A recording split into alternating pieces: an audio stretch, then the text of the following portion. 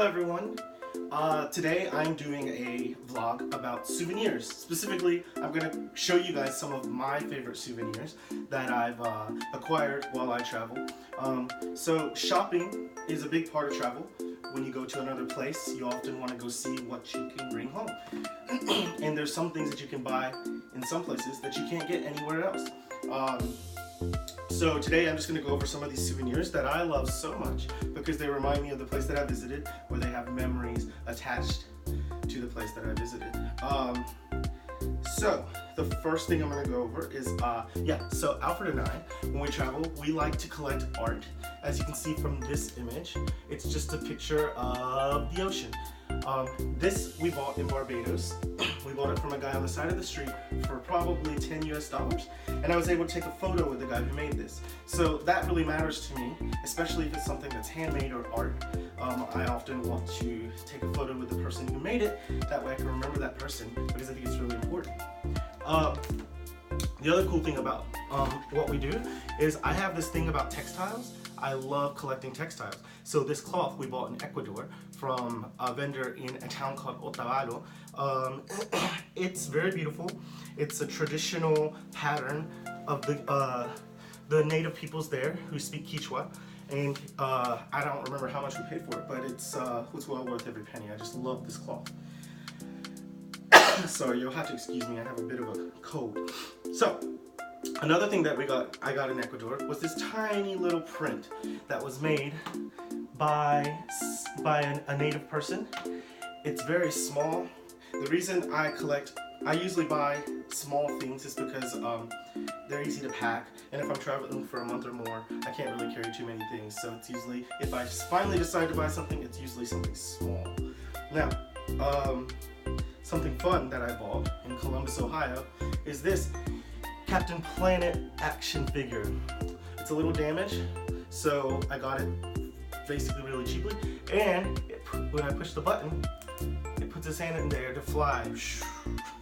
This is my favorite action hero, my favorite superhero. I used to watch this cartoon when I was a kid, so I went into a comic book store in Columbus, Ohio during a press trip, and I found this guy, and I'd always want one. I always wanted one when I was a child. Couldn't afford one because we were poor. Now I have one. And it's a little souvenir from Columbus, Ohio. This cat purse, this cat purse here, I love it. I bought it in Grenoble, France, because in America we don't really use coins or really cash that much anymore, but in Europe they do. So I needed a change purse because I had too many coins, and of course I went with the absolutely ridiculous kitty cat with glasses. This is a replica of Stonehenge that Alfred and I bought in Stonehenge. So it's just a little tiny souvenir from there to remind us of the place that we visited that day. When I was in Paris, France, I shopped at the little bookstores along the Seine, and I bought this little action figure. He's of metal, he's an antique, and there's not very many of these metal toy soldiers left. His spear is almost broken, but I really love this thing. It's really cool, and it comes from a time period when more attention was put into the quality of products. So it's really cool, and I got it from the bookstores there. So this little camel I bought in Israel at the Arab market in Jerusalem. It opens up here, and I can put stuff here. It kind of looks like it should hold some illicit materials, but it's just a really cute little camel, and I bartered with the person for it in the market. I think I traded, I don't actually remember what I traded. So this egg here is awesome. So I love the painted eggs of Eastern Europe. This one specifically is from Romania. It's an actual egg that's been painted over with wax, and it's from the region of Bukovina, which is one of my favorite regions of Romania. So it's a great souvenir, and it has religious motifs painted on it. The cup that it's sitting in is from Mexico. I kind of got it for free. It's made by hand, but it was what I was doing a tequila tasting with in Mexico. I also have I collect ornaments because we put up a 12-foot Christmas tree every year. So I collect ornaments, and so this one is from St. Lucia in the Caribbean. And this one is from Amsterdam in Europe. So, and the thing about ornaments is I have a lot. These are the two that I just forgot to put up. In Rome, I just bought this off the street from somebody. It's just the famous statue of the wolf and Remus and Romulus drinking from the wolf's teats. The founding of Rome.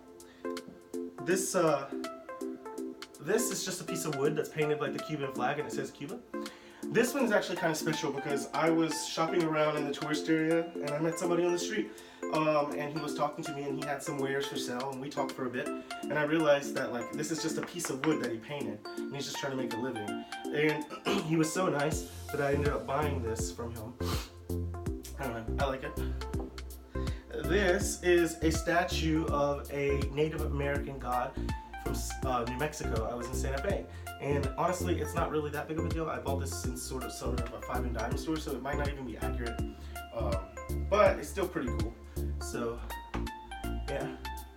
And then lastly, the statue, the Eiffel Tower.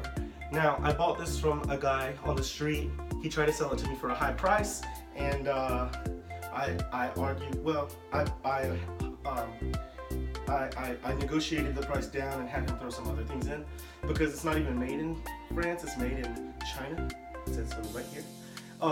So if you're buying stuff from people on the streets or from people in a market, you can always negotiate the price down to what you want. This lights up. It's just a nice memory. It was bought right before Alfred asked me to marry him.